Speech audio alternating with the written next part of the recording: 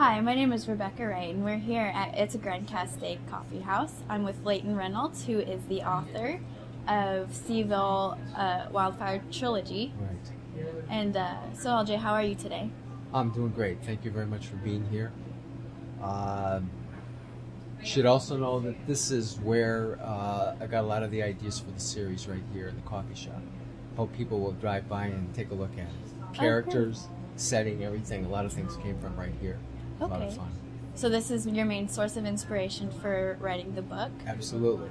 That and the fact that in 2007 I was evacuated from my house because of a wildfire. And I don't know if people around the world know, but California gets a lot of wildfires. In 2003, if you were looking at a satellite photo from outer space, California was nothing but a smoke, an area of just smoke. It was a cloud of smoke all over the place. Very interesting. Very interesting. And 2003 also was the largest wildfire in California, San Diego County. I think we had 7 or 8 wildfires, including up here. Wow. 2007, we got evacuated from our home. 2008, the trailer park in Sylmar burned to the ground. And it was quite a sight to see that. And then in 2009, we had the station fire, which was the size of the city of Chicago, right over the mountain here. So my goodness. All that stuff led me to want to do something about it. And I thought about writing just a straight nonfiction book about wildfires, and then I decided that if I created a fictional story, more people would be interested. That's a great idea. And I would look to the community to give me ideas for characters, because there are characters from here, the coffee shop, and from the community, and that's how I got started. Oh, very good. So would you say that this book series is somewhat autobiographical? Absolutely. It's fiction, but there's an awful lot of nonfiction based on patients that I've had over the years, research I did with the arson investigators in Los Angeles County that were very helpful to me.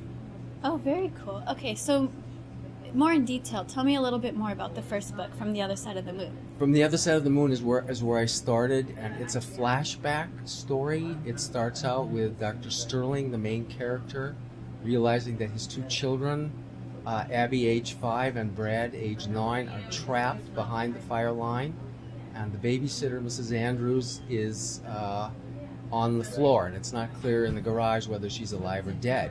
And the road is blocked, so he can't get in. So he has to figure out how he's going to get the 2 miles up the hill and over the ridge to his home to save his children. And as he's going up the hill, then I flash back to a week before to look at all the events that had set it up. That set it up, exactly. Very good. And now also you discuss, the mentality behind arsonists. Yes. And really delve deeply into their thought processes. Right. I got really curious because the novels, plural, it's an exploration, really, of what's going on. And first of all, I think the public doesn't understand that arson is a criminal term. It's a crime. And there are serial arsonists who commit more than one arson episode in, I think, a 3-month period. So that's the criminal terminology. But there's also the term pyromania, which is the psychological term. It's classified along with other impulse disorders like compulsive gambling. It's very interesting. Right. It's an impulse to start a fire. Right. So I learned a lot, and then I began to understand even more deeply that setting fires on a regular basis with the desire either for revenge or just to watch a fire develop has a lot to do with regulating a person's emotions. Right. And then, doing even more research, I realized that what's at the bottom of all this process, what drives the arsonist, the pyromaniac, the sexual abuse is somewhere in their background, almost exclusively in all cases. So, and this is hard to get at. Arsonists are hard to find. Yes. They're in prison, they're not in treatment, so it's been quite a journey to figure this out. Right. And with all the different, folds into human nature and their tendencies, you've kind of created a bunch of different characters to display each of these. Right. And for Roger, I'm assuming it must be very difficult to solve this on his own. So he relies on his friend Dr. Aginsky to help him, and that kind of rolls into the second novel. Right. In the second novel, Dr. Sterling takes his relationship with Dr. Bert Aginsky, who was a real person, and all the knowledge he had about evolution and the ongoing evolutionary development of the universe. And he folds that into a series of 4 seminars he's going to give at City Hall in Seaville, the fictitious city where it's at. And the night before it's going to happen, the hitman shows up at his house and says, hold on a second, you can't do this. And then I discovered in doing more research that hitmen usually do 2 things, the real ones. They give you a warning. If you don't comply, that's when they bump you off. So Lenny the hitman comes by to give Dr. Sterling the warning that you can't do this.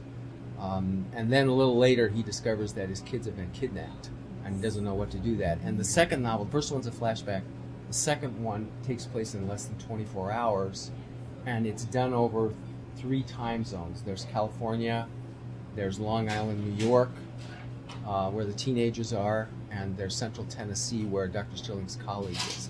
And each one of them, I had to work really hard to synchronize this and kind of explore the whole idea of synchronicity, how it really works. Right. And it was hard. It was hard to draw it all together. So there's a timeline through the story. It's 10:15 in Central Tennessee, and that means it's 11:15 in Long Island, right, and it's 8:15 in California. Sounds like a very fast-paced and interesting novel. Yeah, it is. Very fast-paced. And what should we look forward to? There's a 3rd and maybe a 4th one coming out, and I've started on the 3rd one already. Its tentative title is What's Behind the Moon, because it's going to be more revealing. I mean, why would anybody send a hitman to Dr. Sterling over an obscure seminar about Dr. Oginski's work? What's that about? Why do children need to be kidnapped? And what's all the other stuff that he runs into during the night that he finds? So it's a revealing thing. And I don't know if I can tell the whole story. I'm not even sure yet where it's going to end. Right. I haven't figured it out yet. But there'll be a 3rd book for sure, probably a 4th. I've thought about a 5th. I don't know. Wow, that's great. And now where can we find these books to purchase? You can find these books. I think the easiest place to get it is Amazon.com. Mm-hmm. They're the quickest people. I didn't even know it when I started publishing, that Amazon prints their own books. So they don't have to keep them on stock. They just get the order, print it up, and send it out to you. So it's Amazon.com, Borders, and Barnes & Noble also have it online. And my publisher, iUniverse, has it. Oh, great. That's awesome. Well, thank you so much for talking with us. And thank you again for being willing to do the YouTube video. Thank you very much, Rebecca, for all the help that you've given me, and a great thanks to the Johnson family for helping us put this together. Oh yeah, I really look forward to seeing the 2nd book. Coming out, I hope, probably March or April. Okay, very good. It's in the proof stage right now. Thank you so much, LJ, for your time. Thank you very much. Thanks, Rebecca.